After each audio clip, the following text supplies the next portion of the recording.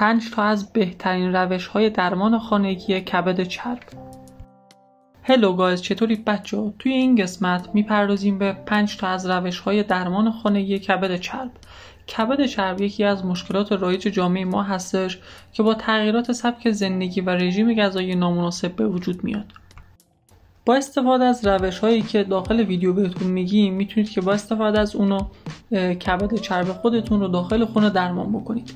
اولین مورد مصرف میوه و سبزیجاته که یکی از راه‌های مؤثر در درمان کبد چرب افزایش مصرف میوه‌ها و سبزیجاته که این مواد غذایی به علت آنتی‌اکسیدان‌هایی که دارن باعث میشه که کبد چرب شما از بین بره. مورد بعدی کاهش مصرف چربی‌های اشباع شده هستش. چربی‌های اشباع شده موجود در غذاهای مختلف مثل گوشت قرمز، بیسکویت، تنقلات میتونه که باعث کبد چرب بشه و اون رو تشدید بکنه. پس بهتون توصیه میشه که اگر که از این مواد استفاده میکنید کلاً بذارید کنار و سعی بکنید که یک رژیم غذایی مناسب داشته باشید. میرسیم به قسمت سوم، یعنی مهمترین قسمت درمان کبد چرب در خانه. برای اینکه بتونید کبد چرب خودتون رو داخل خونه درمان بکنید بهترین روشش ورزشه و اگر که میخواین خیلی سریعتر این اتفاق بیفته باید به صورت منظم ورزش بکنید و سعی بکنید که برای ورزش ها به صورت هوازی باشه که میتونه تاثیرش رو چندین برابر بکنه.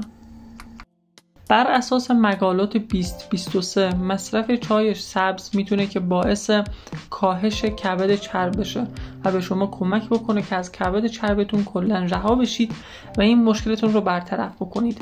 پس حتما بهتون پیشنهاد میکنم که روزانه 2 الی 3 فنجان چای سبز مصرف بکنید که این مشکلتون برطرف بشه.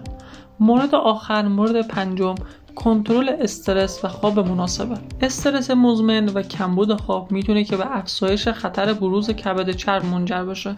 بنابراین برنامه‌ریزی برای کاهش استرس و ایجاد یک روال خواب منظم بسیار مهمه و میتونید که از روش‌هایی مثل مدیتیشن، تمرین یوگا، تکنیک‌های تنفس عمیق و ایجاد یک محیط خواب مناسب استفاده بکنید تا بتونیم که اگر که امکان ابتلا به شرایط بیماری کبد چرب رو داریم ازش جلوگیری بکنیم و به این بیماری مبتلا نشیم.